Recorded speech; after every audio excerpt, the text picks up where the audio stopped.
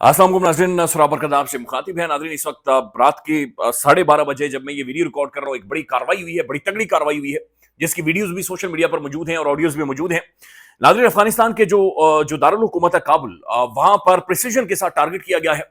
और टारगेट किया गया है जो भारतीय दहशतगर्द तंजीम है, जो पाकिस्तान के अंदर अपने स्लीपर सेल्स के लिए जरिए दहशतगर्दी करवा रही है और अफगानिस्तान की सरजमीन से ऑपरेट कर रही है। इसे हम मुख्तलिफ नामों से जानते हैं, फितनातुल खवारिज, फितनातुल हिंदुस्तान, बहरहाल बहुत सारे नाम है, लेकिन टीटीपी है। ये टीटीपी है जिसे टारगेट किया गया। ये बैनुल अक़वामी डेजिग्नेटेड नाज़रीन ये दहशतगर्द तंजीम है और ये पाकिस्तान के अंदर कार्रवाइयां करवाती है, पाकिस्तान के अंदर अपने स्लीपर सेल्स के जरिए यहां पर दहशतगर्दी करवा रही है। अच्छा नाज़रीन, ये बात आपने ज़हन में रखनी है कि भारत इसे फंड करता है, भारत इसे एकोमोडेट करता है। इनके जो दहशतगर्द है मुख्तलिफ, उन्हें भारत बुलाकर ना सिर्फ ट्रेन करता है बल्कि मेडिकल फैसिलिटी भी प्रोवाइड करता है। मेजर कोरोवारिया जो भारत का प्रोपेगेंडा सेल चलाता है, या बल्कि एक बड़ी घटिया किस्म की वो कैंपेन पाकिस्तान के खिलाफ चलाता है, वो बाकायदा से मीडिया में आकर ऑन एयर ये कंफर्म कर चुका है कि टीटीपी के दहशतगर्दों के साथ वो फुल ऑन राब्ते में है। ये उन्हें फंड करते हैं, उन्हें सपोर्ट करते हैं और अफगानिस्तान के अंदर से ये ऑपरेट करते हैं।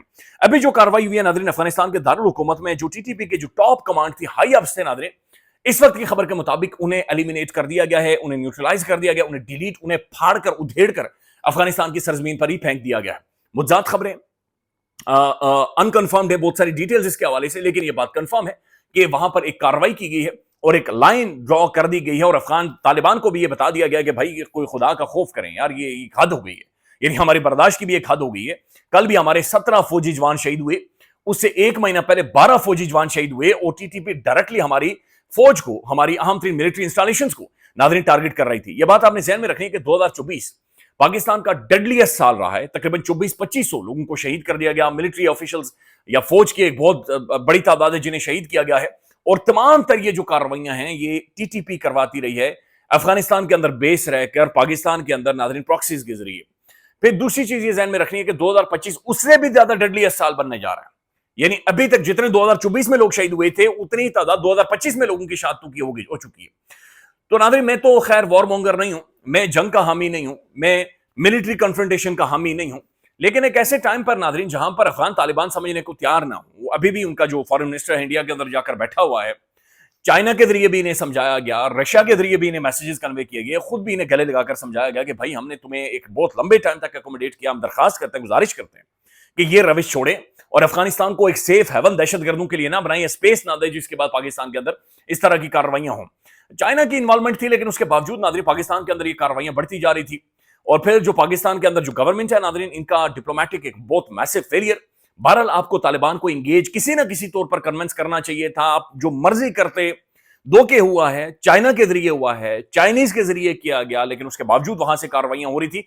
बट स्टिल आपको एक मैसिव, कोई प्रोएक्टिव और ज्यादा स्टेप लेने चाहिए थे ताकि ये चीजें ना होती। लेकिन आपके पास और कोई हल नहीं बचा कि जनाब आप अपनी सरजमीन पर अपने लोगों को शहीद होता हुआ देखें या फिर अफगानिस्तान के अंदर जाएं और वहां पर जाकर टारगेट करें। अभी तक इतलात के मुताबिक नाज़रीन इसकी टॉप कमांड को बिल्कुल फाड़ कर वहां पर फेंक दिया गया। बल्कि जो अभी अपडेट्स आ रही हैं मैं वो उसी तरह से आपके सामने रख देता हूं कि क्या सूरत हाल है। अच्छा, एक तो खबर ये आ रही है कि मैं अभी की जो, चूंकि ये डेवलपिंग स्टोरी है, एक तो खबर ये आ रही है कि DGISPR साहब यानी फौज के तर्जुमान जनरल शरीफ कल एक अहम तरीन प्रेस कॉन्फ्रेंस करने जा रहे हैं और ये खबर पख्तूनख्वा में, पेशावर में, वहां पर ये प्रेस कॉन्फ्रेंस करेंगे तो मजीद डिटेल सामने आ जाएंगी। अभी जो खबर आ रही है कि जनाब big news, Pakistan hit TTP chief Noor Wali Masood in Kabul while he was moving in a vehicle. अब ये जो नाज़रीन नूर वली मसूद है, ये 2018 में इसका TTP का हेड बना था। ये बैनुल अक़वामी तौर पर एक डेजिग्नेटेड दहशतगर्द है, ये कसाई है, ये दरिंदा है और पाकिस्तान के खिलाफ नाज़रीन इसने ऐलान जंग कर रखा था। इसे एलिमिनेट कर दिया गया है। ये भी खबरें आ रही हैं कि इसके जो सक्सेसर, पोटेंशियल सक्सेसर कारी Saifullah Masood and Khalid Masood have reportedly been hit to, यानी इसके जो पॉसिबल सक्सेसर हो सकते थे नाज़रीन, उन्हें भी अफगानिस्तान के अंदर मार दिया गया। अब हैरान कुन बात यह है कि अफगानिस्तान के अंदर नाज़रीन, अफगानिस्तान के दारुल हुकूमत, अभी अनकंफर्म खबर है, कैपिटल के अंदर नाज़रीन ये कार के अंदर ये तमाम तर दहशतगर्द जो बैनुल अक़वामी डेजिग्नेटेड है ये वहां पर घूम रहे थे। The car of the Noor Wali Masood has been reduced to ashes, ये अभी तक कंफर्म हुआ है। Kabul TTP chief air strike हुई हैं, TTP चीफ गया है और ये काबुल के अंदर गया है। फिर नाज़रीन ये भी खबर आ रही है कि कल मोरखा DGISPR से 2:30 बजे इसके ऊपर एक प्रेस कॉन्फ्रेंस करेंगे और ये बड़ी अहम तरीन प्रेस कॉन्फ्रेंस होने वाली है। پھر ناظرین یہ ابھی تک کنفرم ہو چکی ہے، لگ بھگ یہ خبر کنفرم ہو رہی ہے کہ جو ٹی ٹی پی چیف ہے نور ولی مسعود، یہ جناب ایک لینڈ کروزر کے اندر کابل کے اندر یہ گھوم رہا تھا بندہ، اور جہاں پر اسے ٹارگٹ کیا گیا تو پاکستان ایک لمبے عرصے سے ناظرین جو یہ کلیم کر رہا ہے کہ ایک بین الاقوامی ڈیزیگنیٹڈ بندہ ٹی ٹی پی کا سربراہ، اسے ایک سیف ہیون پرووائڈ کی گئی ہے افغانستان کے اندر، اور افغان گورنمنٹ اسے باقاعدہ سے سپورٹ کر رہی ہے۔ اگر یہ چیز کنفرم ہو جاتی ہے، جو کہ بہت سارے سنجیدہ سورسز کنفرم کر رہے ہیں کہ جناب کابل دارالحکومت کے اندر یہ اس طرح سے لینڈ کروزر کے اندر گھوم رہا تھا، تو it's very evident and very clear ناظرین کہ افغانستان کی گورنمنٹ اس کے اندر شامل ہے۔ اس کے پھر کانسیکوینسز ہوں گے، مزید کانسیکوینسز ہوں گے، اور بڑے سخت ترین کانسیکوینسز ہوں گے کہ طالبان گورنمنٹ انہیں بیک کر رہی ہے، گورنمنٹ انہیں سپورٹ کر رہی ہے، اور یہ وہاں سے آپریٹ کر رہے ہیں پاکستان کے اندر۔ It's a very serious development, یہ بہت بڑی خبر ہے اس وقت کی کہ جناب جو ہائی اپ سے ٹی ٹی پی کے انہیں مکمل طور پر ایلیمینیٹ کر دیا گیا ہے، اور یہ بھی کنفرم ہو گیا ہے لگ بھگ کہ افغانستان کی جو سوئل ہے، اور خاص طور پر جو کابل ہے افغانستان کا دارالحکومت ہے، وہاں پر افغان گورنمنٹ جو انڈین پراکسیز کو بیک کر کے پاکستان کے اندر دہشت گردی کروا رہی ہے۔ It's a very sad news, لیکن یہ ابھی تک یہ چیز کنفرم ہو رہی ہے کہ وہاں پر اسٹرائک کی گئی اور ایلیمینیٹ کر دیا گیا ہے۔ اب ظاہر ہے اس کی ناظرین بہت ساری چیزیں کھل کر سامنے آئیں گی اگلے چند گھنٹوں میں، لیکن کل جب پاکستان کے فوجی جوانوں کو شہید کیا گیا تھا تو ظاہر ہے ناظرین یہ تو ایک ریڈ لائن ہے بہت سارے حوالوں سے، یعنی پاکستان کی سوورینٹی یعنی ہم دیکھیں کمزور تو ہیں نہیں، اور دائرہ افغانستان ہمارا پڑوسی ملک ہے، somehow we need to accommodate, لیکن یہ نہیں ہو سکتا کہ بالکل یعنی گھر کے اندر گھس کر گردن ہی دبوچ لے اور پھر بھی ہم لوگ خاموش رہیں، یہ تو نہیں ہوگا۔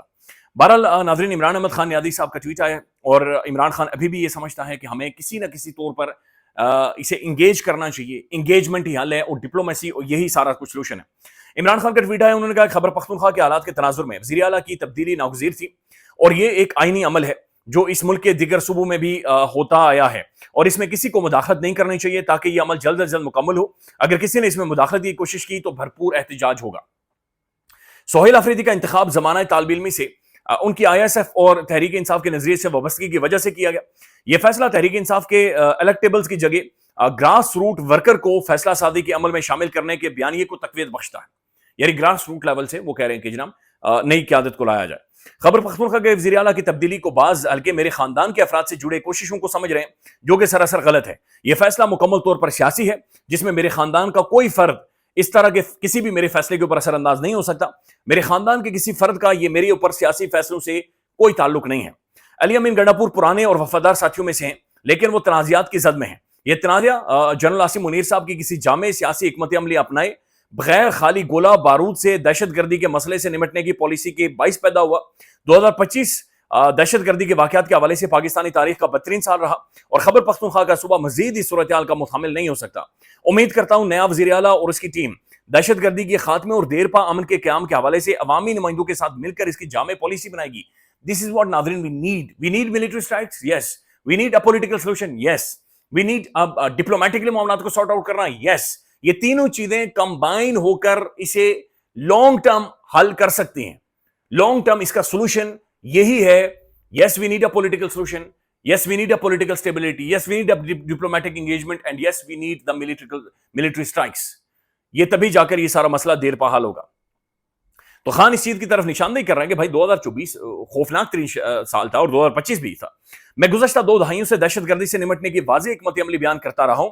اس حکمت عملی کے باعث تحریک انصاف کے 3.5 سالہ دور حکومت میں دہشت گردی پر بہت حد تک قابو پا لیا تھا۔ تحریک انصاف نے اس وقت کے پاکستان مخالف اور بھارت نواز اشرف غنی حکومت سے بھی مذاکرات کیے، اور قبائلی عوام اور افغان پناہ گاہوں گزینوں کے معاملے پر بھی افہام و تفہیم سے طے کیا۔ 2021 میں اس وقت کے فوجی قیادت نے ہتھیار پھینکنے والے دہشت گردوں کو واپس بسانے کا منصوبہ پیش کیا تھا، مگر اس منصوبے کو خیبر پختونخوا اور قبائلی علاقوں کے ہمارے منتخب نمائندوں نے مسترد کر دیا تھا۔ اس منصوبے پر ہمارے یہ کہا جاتا ہے کہ جناب خان نے یہ منصوبہ پیش کیا تھا کہ انہیں واپس لایا جائے۔ خان کہہ رہے ہیں کہ میں نے نہیں، دوسری طرف سے ہوا تھا، ہمارے دور میں عمل نہیں کیا گیا۔ لیکن اب حقائق کے برعکس تحریک انصاف کی حکومت پر پورے اسرار جھوٹا الزام لگایا جا رہا ہے کہ ملک میں دہشت گردی اس دور میں بسائے گئے دہشت گردوں کی وجہ سے پیدا ہوئی ہے۔ قوم کو بتایا جائے کہ کون سے دہشت گرد کب، کہاں اور کیسے بسائے گئے ہیں۔ This need to be investigated, کہ کیا پی ٹی آئی انہیں لے کر آئی تھی یا پھر کوئی اور انہیں لے کر آیا تھا، یہ انویسٹیگیٹ ہونا چاہیے۔ کبھی یہ کہا جاتا ہے کہ پاکستان میں دہشت گردی کی ذمہ دار افغان حکومت ہے، جس کی تائید سے افغانستان میں بسنے والے دہشت گرد پاکستان میں کارروائیاں کرتے ہیں، اور کبھی کہا جاتا ہے کہ دہشت گردی دہائیوں سے پاکستان میں بسنے والے افغان مہاجرین کی وجہ سے ہے. یہ دونوں باتیں ہی غلط ہیں کیونکہ لاکھوں افغان مہاجرین کو بے عزت اور رسوا کر کے نکالنے کے باوجود دہشت گردی بڑھتی جا رہی ہے. یہ متضاد بیانات ہیں. دہشت گردی سے نمٹنے کے حوالے سے میرا موقف ہمیشہ سے یہ دو ٹوک رہا ہے. تاریخ بھی گواہ ہے کہ دہشت گردی کے خلاف اگر باقاعدہ سیاسی بصیرت اور حکمت عملی کے بجائے صرف طاقت کا استعمال کیا جائے تو ناکامی ہی مقدر بنتی ہے.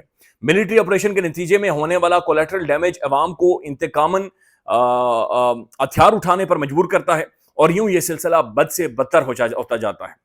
تو خان یہ کہہ رہا ہے کہ اونلی ملٹری سولوشن حل نہیں ہے. We need to engage them diplomatically. We need to engage them. We need to engage Afghanistan. لیکن ہاؤ؟ کیسے؟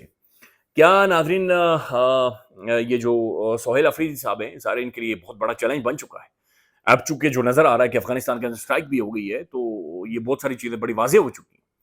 تو ڈپلومیٹکلی ناظرین ہم اس کا کیا جواب دیں گے؟ ظاہر دنیا کو بھی ہم نے جواب دینا ہے، آگے بڑھنا ہے، پروسیڈ کرنا ہے. ہم نے اپنے فوجی جوانوں کو بھی بچانا ہے، ہم نے اپنی ٹیریٹری کو بھی ڈیفینڈ کرنا ہے، ہم نے اپنی پولیٹیکل جو سویلینز ہیں انہیں بھی ڈیفینڈ کرنا ہے. And yet we need a political solution. It's a big call. Let's see اس میں سے کیا نکلتا ہے. خیال رکھیے گا، اپڈیٹ کریں گے. اللہ حافظ.